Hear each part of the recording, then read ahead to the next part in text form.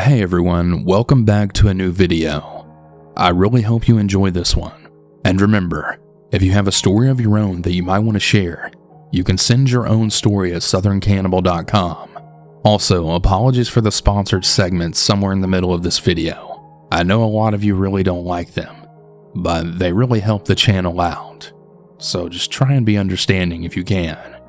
Without further ado, let's get into the stories. And remember to always stay hungry.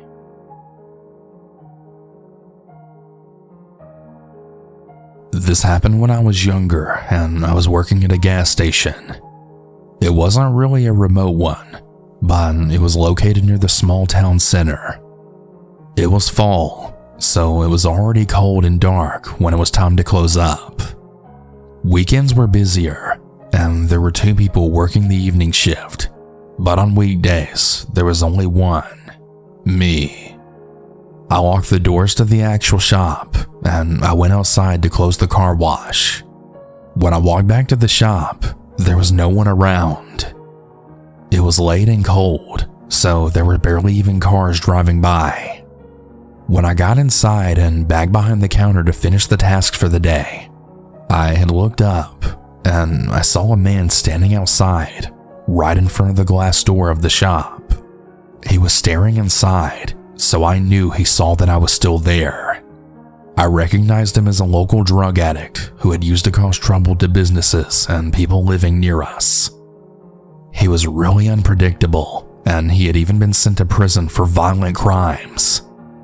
I got really scared, and I tried to not look at him and just hope he would just leave. He didn't knock on the door or even try to open it. He didn't try to communicate with me at all. He just stood there in the dark and stared. It was really creepy. Later on, I had thought I should call someone, but I guess I was in too much in a panic to think. I just wanted to get home safely. I went to the locker room and I then changed in my own clothes. The back door which the employees used didn't have a window. I've never been so scared to open a door than leaving that night. I held my car keys and carefully opened the door just a little. At least he wasn't waiting for me there right behind it. So I quickly stepped outside and closed the door behind me, and I ran. My car was parked at the other end of the parking lot, so I ran there. The whole time I was terrified this man would follow me or appear behind some corner or by my car. Luckily, I always parked my car elsewhere than the official employee parking space since it was almost always full. So if he was there waiting for me, he would have probably gone to an employee parking space and not where my car actually was. I got to my car, sat inside, and I locked the doors. I didn't see him or anyone else. The whole journey home, I checked my mirrors to see that no one was following me, even though I don't think that person had a car. My heart stopped pounding when I finally got inside my home. I know it might not sound so bad, but for me, that was a really scary night. If that happened now, I would have called someone. My boss, a friend, hell, even the police. Maybe the scariest thing is that I live alone, so nobody would have even known or noticed if something happened to me and I didn't make it home after work. I now have a job where I never have to be alone and where we have a security guard service. Customer service jobs can really be dangerous, so please, always be alert and stay safe out there.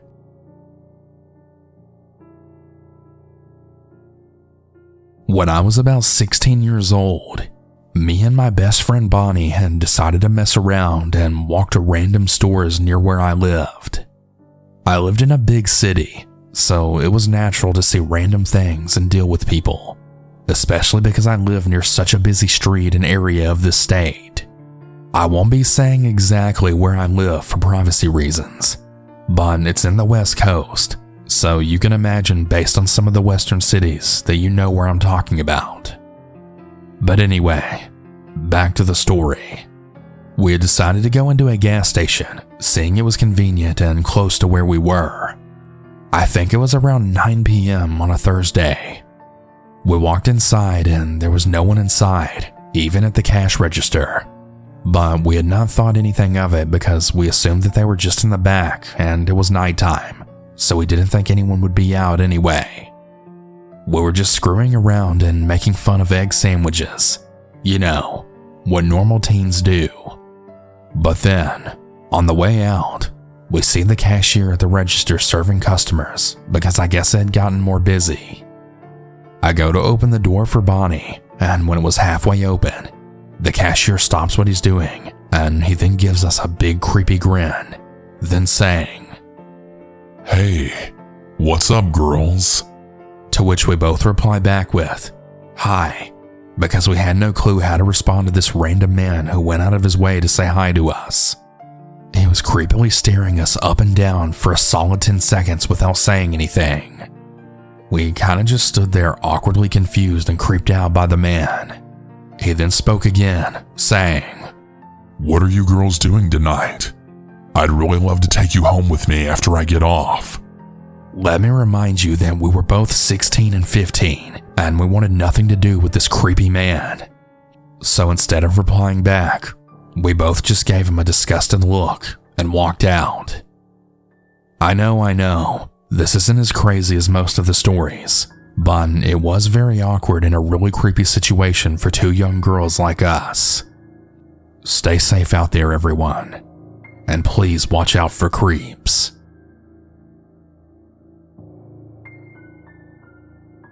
After a long week of visiting my family in California, my two moms, my brother, and I started our return home to Colorado. After a couple of hours driving, we had finally arrived in New Mexico. With just a few more hours to go, we decided to stop at a nearby gas station for some more snacks to hold us up and the opportunity to use the restroom if need be. Pulling into the parking lot a bit away from the entrance, my brother and I decided that we wanted to stay and wait in the car.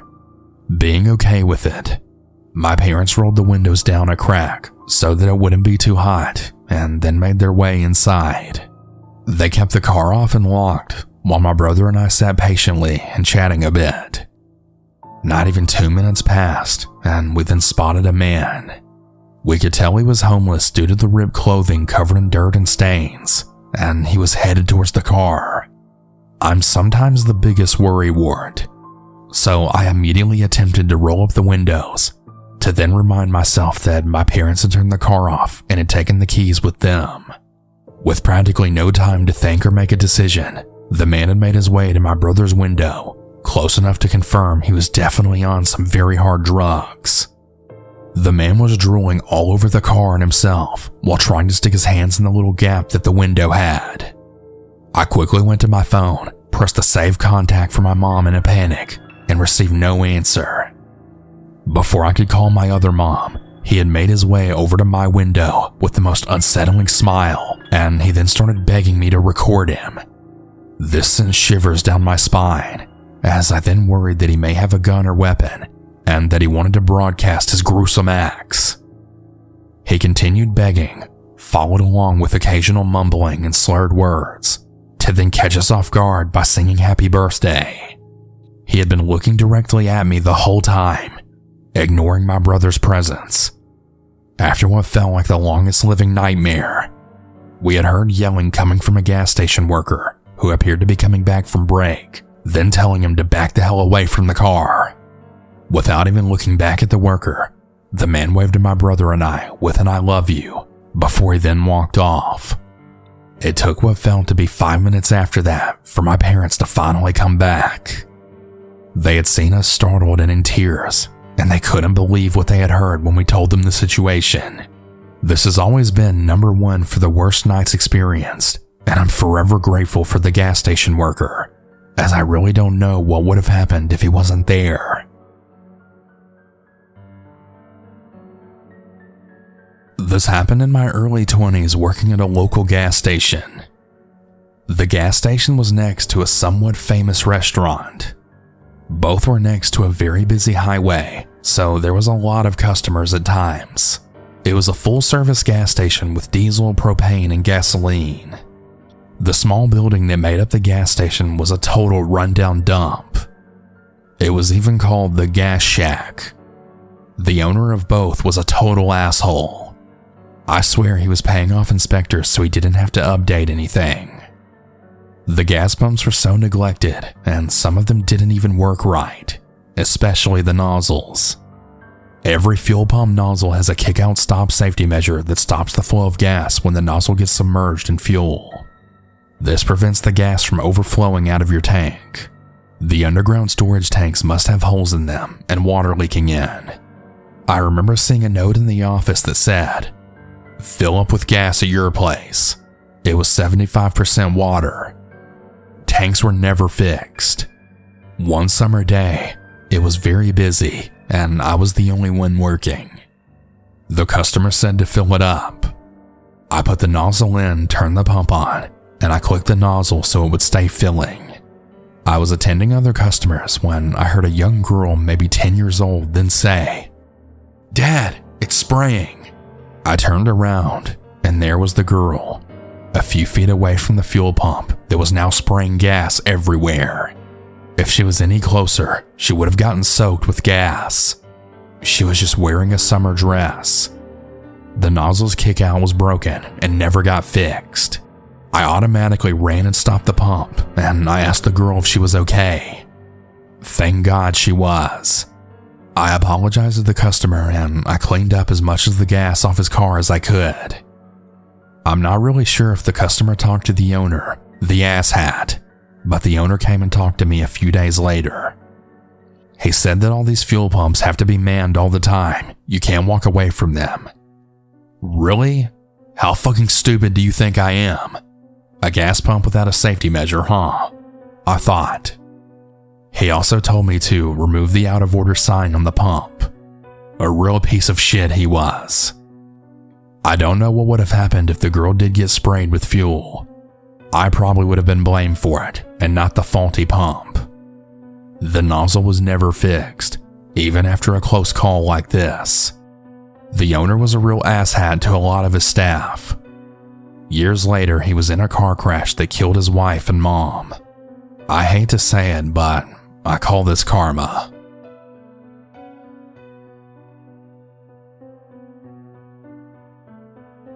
Hi everyone. I need to take a brief interruption from the spooky stories to thank today's sponsor, HelloFresh. You've got New Year's goals, and HelloFresh is here to help you achieve them. Skip the grocery store and take control of your time and budget with delicious recipes delivered right to your door. Are you looking for an easy way to eat well and also save money this year? Cut back on expensive takeout and delivery and get started with HelloFresh. You'll love how fast, easy, and affordable it is to whip up a restaurant-quality meal right in your own kitchen. What I love about HelloFresh personally is not only do they include the meals, but they include detailed recipes showing you exactly how to make everything. And it's really easy on those nights when you just really don't know what to make for dinner. I really enjoy them, and I think you will too. Go to HelloFresh.com/dinner21 and use code DINNER21 for 21 free meals plus free shipping. Again, go to HelloFresh.com/dinner21 and use code DINNER21 for 21 free meals plus free shipping. HelloFresh, America's #1 meal kit.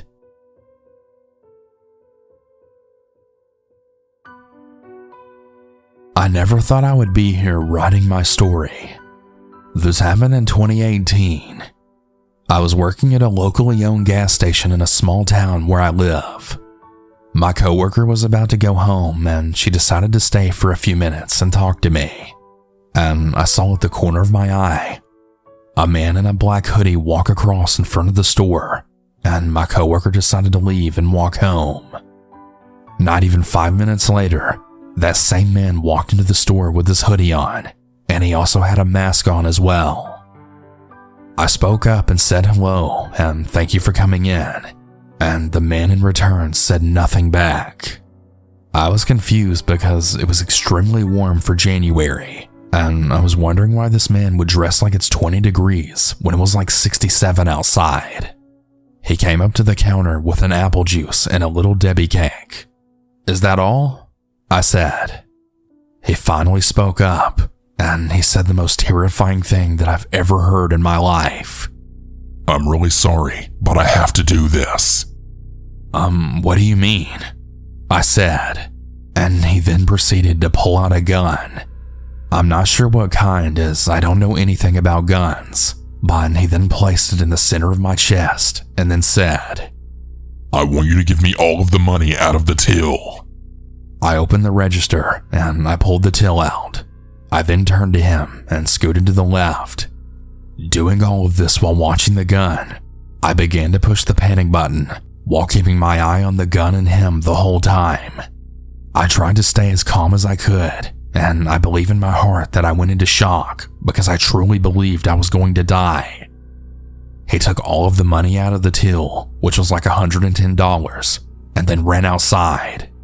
That's when I then heard another man say, Bro, come on, we gotta get out of here. I then heard 3 gunshots and a car then speed off. It just so happened that a regular was pulling up when all of this commotion was happening, and he proceeded to follow the guys while doing that and called 911, letting them know that he was following them and that he believed I was robbed. And that's when my boss called me. I remember him asking, "Are you okay?" "Yeah, I mean, besides just getting robbed," I said. After all, it became like a blur of an out-of-body experience. The next couple of months later, I had to talk to the FBI and go to a federal court in a big city in my state to write an impact statement. I still have PTSD and major panic attacks with all this. Even now, after all these years later, I still can't do big crowds. I used to really love going to concerts and conventions, but now I have multiple panic attacks and cry all the time. I'm working on getting my disability now as we speak, because I really believe this experience has ruined me for life. Please, everyone, be safe out there. So, for some context, I was 18 at the time this happened, and I worked at a factory second shift in a very small town. It wasn't uncommon to see little to no other cars when leaving at around midnight. I also commonly carpooled with my husband. Yes, I know, I married young, which was very convenient, and before I even knew it, it was likely life-saving. It was a typical Thursday night, I believe, and I was leaving work when my car blinked nearly empty at me, which didn't honestly happen often, as I was pretty good about getting gas before my shifts. I found the gas station closest to me, and I had my husband laying in the passenger seat due to having a headache. The gas station was closed, of course, and entirely desert, as was most of the rest of the highway that I pulled off of. I got out to get gas, and as I got to the pump, I began waiting for my car to fill up. I had noticed a beat-up pickup truck coming and parking all the way on the other end of the pumps, which I didn't really find odd. I mean, it seemed courteous if anything, so I didn't think much about it. That was until a middle-aged man slammed his truck door and began promptly walking towards me, ignoring the pump or getting any gas. I quickly realized what was happening, and I alerted my husband, who then quickly sat up in his seat. I kid you not when I tell you this man stopped, paused for a moment, and then immediately returned to his truck, and then angrily roaring out of the parking lot without getting any gas, throwing anything away, or cleaning his windshields. I'm still so grateful to this day that my husband was with me on that particular night, because, well, if he wasn't, I really don't know what that man would have done. Stay safe out there, and thank you for listening.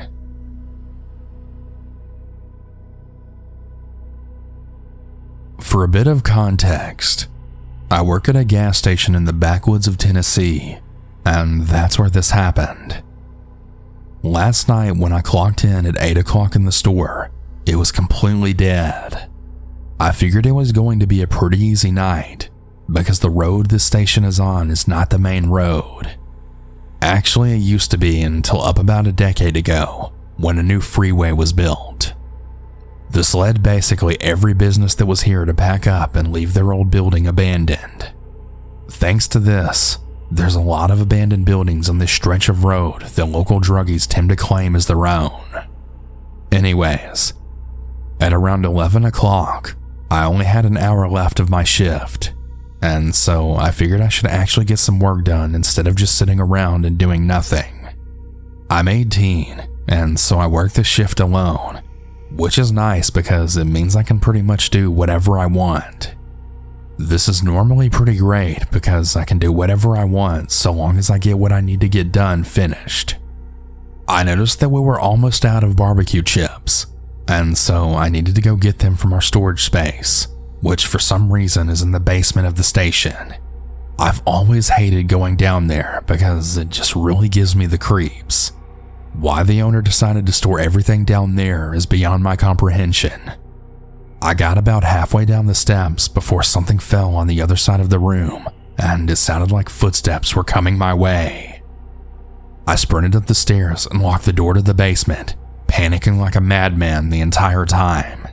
When I got back upstairs, I went behind the counter to the store computer so I could check the security cameras. I flicked over to the one that looks into the basement, and there was this guy just standing there and actually smiling into the camera. He had a look of absolute insanity in his eyes, but he didn't look like the average junkie in the area. He was clean shaven and dressed in what looked to be jeans and a button-up of some kind. Honestly, if he'd walked into the store, I wouldn't have batted an eye, but because he was down there in the basement and because he was smiling right in that camera, it really shook me to my core. I called the store owner, and at first he was pretty mad that I called him in the middle of the night, but once he heard how freaked out I was, his tone changed. He told me he'd be there in 15 minutes and to just lock the main door to the store and make sure the man didn't go anywhere. I asked if I should call the police, but for some reason he didn't want me to do that just yet. I locked the entrance to the gas station and went back looking at the man. He was still there, just smiling up at me. About 3 or so minutes of him staring at me later, and he walked out of the view of the camera. My boss showed up soon after, armed with a shotgun, and when I let him in, he immediately went into the basement. I went with him, just because I felt safe with there being another person there, but all we found was nothing. My boss ultimately chalked this up to me being tired and hallucinating the man, but I know what I saw. This really has me scared shitless as I clock back into work in just a few hours, and I'm really dreading it. I just really hope that I don't see this man again.